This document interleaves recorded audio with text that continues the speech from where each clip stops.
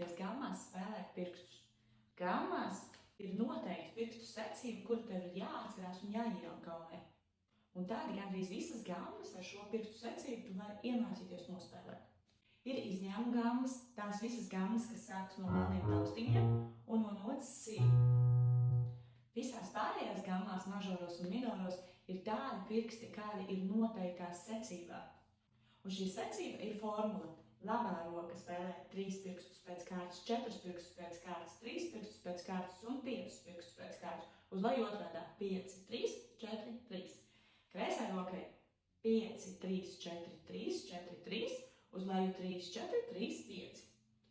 Šī formula nozīmē, ka tu spēlē no 5. līdz 1. pirkstam, tālāk no 3. līdz 1. pirkstam, no 4. pirksta līdz 1. pirkstam un no 3. pirksta līdz 1. pirkstam.